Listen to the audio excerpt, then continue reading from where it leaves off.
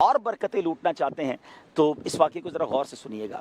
سلسلہ قادریہ رضویہ اتاریہ کے عظیم بزرگ حضرت سری سکتی رحمۃ اللہ تعالی یہ بطور عاجزی فرماتے ہیں کہ میں دل کی سختی کے مرض میں مبتلا تھا۔ بہت سارے ناظرین ہو سکتا ہے یہاں پر ایسے ہوں جو یہ کہتے ہوں یا سوچتے ہوں کہ دل سخت ہے، وہ نرمی نہیں ہے، خاص طور پہ عبادتوں میں وہ دل نہیں لگتا، دعاؤں میں آنسو نہیں بہتے۔ تو اگر دل کی نرمی چاہتے ہیں نا تو آج اس ذرا واقعے کو غور سے سنیے گا۔ کہتے ہیں میں حضرت معروف کرخی رحمۃ اللہ تعالی کی دعا سے مجھے اس مرض سے چھٹکارا ملا۔ ماجرا یہ ہوا کہ ایک بار میں جا رہا تھا تو حضرت معروف کرخی رحمۃ اللہ تعالی کے ساتھ ایک بچہ کھڑا تھا جس کے بال بکھرے ہوئے تھے، کپڑے پرانے تھے اور وہ بچہ رو رہا تھا۔ تو میں نے کہا حضرت کیوں رو رہا ہے بچہ؟ تو کہا میں حضرت معروف کرخی نے فرمایا کہ میں اس بچے کو دیکھا کہ چند بچے کھیل رہے ہیں اور ساتھ یہ بچہ الگ سے کھڑا رو رہا ہے۔ تو میں نے پوچھا بیٹا کیوں رو رہے ہو؟ تو اس نے کہا کہ حضور میرے والد کا انتقال ہو گیا ہے، میں غریب ہوں، یہ بچوں کے پاس اخروٹ ہیں، یہ اس سے کھیل رہے ہیں، نہ میرے پاس اچھے کپڑے پہننے کے لیے، نہ میرے پاس اخروٹ ہیں کہ میں ان بچوں کے ساتھ کھیل سکوں۔ تو میں نے اس بچے کو اس لیے ساتھ لے لیا ہے کہ میں اس کے ساتھ کوئی دل جوئی کا سامان کروں اور اس کو کوئی سامان دلا دوں جس سے اس کے دل پہ خوشی داخل ہو۔ عید کا دن تھا اور وہ بچہ رو رہا تھا۔ حضرت سری سکتی رحمۃ اللہ تعالی کہتے ہیں حضور یہ بچہ مجھے دے دیں، میں اس یتیم بچے کی خدمت کروں گا۔ آپ نے کہا اگر تم ایسا کرو گے تو اللہ کریم تمہیں اپنی معرفت کے راستے دکھا دے گا اور تمہیں دنیا اور آخرت میں کامیابی عطا فرمائے گا۔ اور اس طرح کی دعاؤں سے حضرت معروف کرخی رحمۃ اللہ تعالی نے انہیں نوازا۔ آپ کہتے ہیں کہ میں اس بچے کو لے کر گیا، میں نے اسے نئے کپڑے دلائے، نئے کپڑے پہنائے، پھر اسے اخروٹ بھی دلائے، وہ سارا دن بچوں کے ساتھ کھیلتا رہا۔ شام وہ بچہ جب کھیل کر واپس آیا تو میں نے پوچھا ہاں سناؤ بیٹا اب تمہاری عید کیسی گزری؟ تو کہتا چچا جان اللہ آپ کا بھلا کرے، آپ نے مجھے جو ہے وہ اچھے کپڑے پہنائے، آپ نے مجھے اخروٹ بھی دلا دیے، میں سارا دن بچوں کے ساتھ کھیلتا رہا، اللہ آپ کی خیر فرمائے۔ اور اس بچے نے بھی آپ کو خوب دعائیں دی۔ اور آپ رحمۃ اللہ تعالی کہتے ہیں کہ اس دن مجھے عید کا حقیقی لطف آیا۔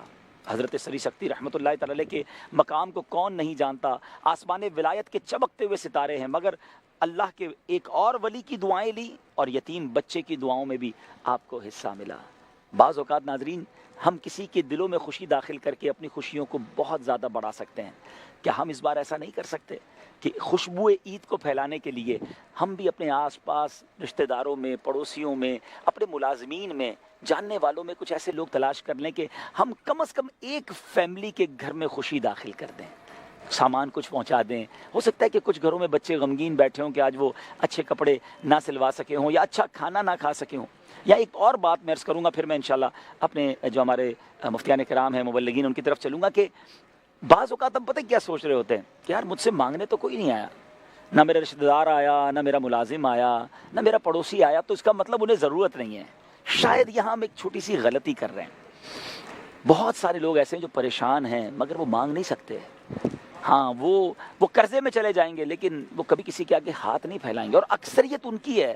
دیکھیں نا جن کو اللہ نے بہت دیا وہ تھوڑی دیر کے لیے سوچے کہ ایک 15 20 25 ہزار روپے والی تنخواہ والا شخص کیا عید بنائے گا، اس کے پاس کیا ہوگا، جو اس کے بچا ہوا کیا ہوگا جس کے ذریعے وہ اپنے گھر میں خوشی یا کوئی سامان لے کر آئے گا۔ تو ہمیں خود سوچنا چاہیے کہ وہ نہیں مانگیں گے۔ ہم اگر یہ معیار بنا لیں گے کہ جب تک میرے دروازے پر کوئی آ کر مجھ سے سوال نہیں کرے گا جب تک میں مدد نہیں کروں گا، تو شاید ہم بہت سارے ضرورت مند لوگوں کی ہیلپ کرنے سے رہ جائیں گے۔ ہمیں خود سوچنا ہوگا کہ یار اس کی سیلری 15 20 25 ہزار روپے، اس کو کیا بچتا ہو؟ اچھا آپ نے اگر اس کو سامان پہنچا دیا تو خوشی تو ہوگی نا۔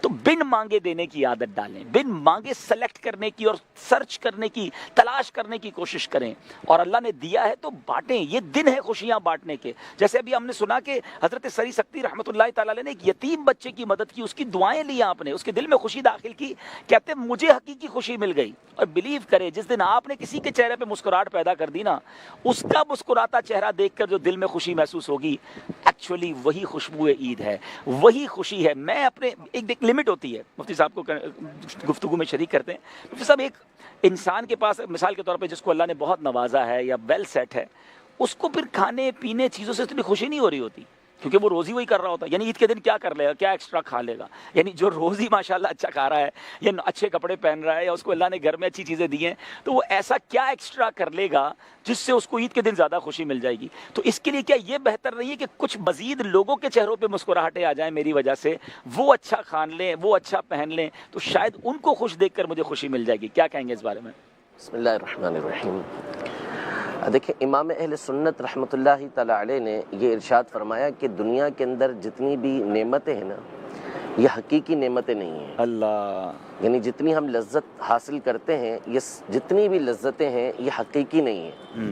یعنی بہترین سے بہترین کھانا جو آپ کھاتے ہیں یہ حقیقی طور پہ لذت نہیں دیتا. اصل میں بھوک کی جو تکلیف ہوتی ہے، خواہش کی جو تکلیف ہوتی ہے اس کو وہ دور کرتا ہے. اللہ. تیز پیاس آپ کو لگی ہوئی ہے اور آپ نے پانی پیا، بہترین پانی آپ کو میسر ہوا، ٹھنڈا پانی، میٹھا پانی آپ نے پیا، تو حقیقی طور پر یہ آپ کی جو تکلیف ہے نا اس کو دور کرنے والا ہے. تو نعمتیں عام طور پہ جو ہم دیکھتے ہیں نا وہ تکلیفیں دور کرنے والی ہوتی ہیں.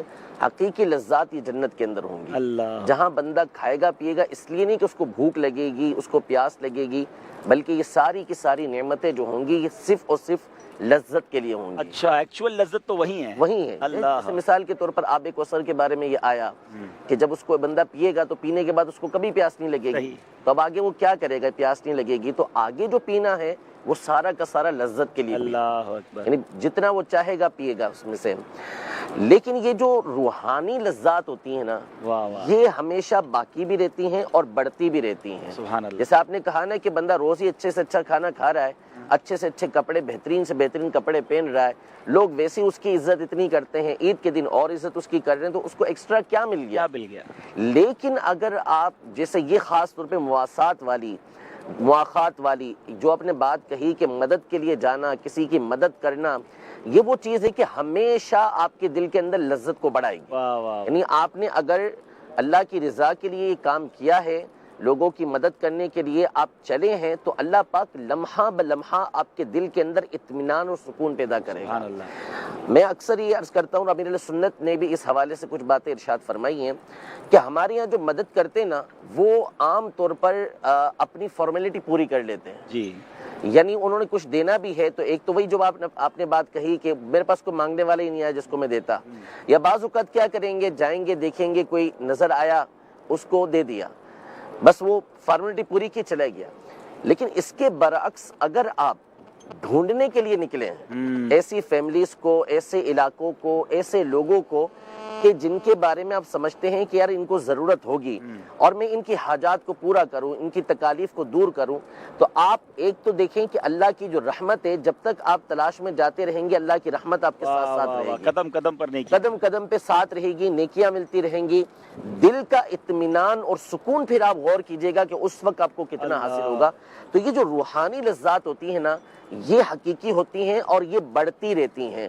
روزانہ ایک تکہ آپ کھاتے رہیں دل بھر جائے گا آپ کا، لیکن روزانہ ایک مخصوص مقدار میں بھی آپ کسی کی مدد کریں نا تو روزانہ نئی لذت اللہ پاک آپ کو عطا فرمائے گا. تو اس لیے جب ایسی خوشیوں کا موقع ہو تو نبی پاک صلی اللہ علیہ وسلم نے ارشاد فرمایا کہ تخلقوا باخلاق اللہ، اللہ کے جو اخلاق ہیں یعنی اللہ کی جو صفات ہیں ان کے ساتھ اپنے آپ کو متصف کرو. یعنی اللہ پاک نے جو اپنی اللہ پاک کی جو صفات ہیں جیسے رحم کرنا ہے، عطا کرنا ہے، معاف کرنا ہے، پیدا کرنا ہے، یہ ساری اس کی صفات کہلاتی ہیں. تو اس میں سے جو تم اختیار کر سکتے ہو تم اسے اختیار کرو. اب جیسے مثال کے طور پہ خرچ کرنا ہے اللہ کی راہ کے اندر، تو اللہ پاک چونکہ عطا فرمانے والا ہے لہذا ہمیں بھی اس کو لوگوں کو عطا کرنا چاہیے، دینا چاہیے. اب عید کا دن ہو، رمضان کے دن ہو، نبی پاک صلی اللہ علیہ وسلم کا جو ابن عباس رضی اللہ تعالی عنہما نے بیان فرمایا کہ حضور پاک صلی اللہ علیہ وسلم سب سے زیادہ سخی تھے لوگوں میں، اور سب سے بڑھ کر آپ رمضان کے اندر سخاوت فرماتے تھے. تو رمضان میں کیوں سخاوت فرماتے تھے زیادہ؟ اس لیے کہ نبی پاک صلی اللہ علیہ وسلم نے جو یہ ارشاد فرمایا کہ اللہ کے اخلاق کے ساتھ اپنے آپ کو متخلق کرو، اس کے ساتھ متصف ہو جاؤ. تو چونکہ رمضان کے اندر اللہ کی رحمتیں بہت زیادہ ہو رہی ہوتی تھیں اس لیے نبی پاک صلی اللہ علیہ وسلم بھی بہت زیادہ رحم فرماتے تھے. تو عید کے دن بھی اللہ کی رحمتیں بہت زیادہ ہوتی ہیں، لہذا ان افعال کو، ان اخلاق کو، ان صفات کو نبھاتے ہوئے ہمیں بھی عید کے دن زیادہ سے زیادہ لوگوں کی مدد کرنی چاہیے. ماشاءاللہ ماشاءاللہ. اللہ کریم ہمیں اس طرح کی عید منانے کی توفیق عطا فرمائے، لوگوں کی امداد دل کھول کر اور لوگوں کی دلوں میں خوشیاں داخل کرنے کی توفیق عطا فرمائے. ماشاءاللہ بڑے پیارے پیارے مدنی منع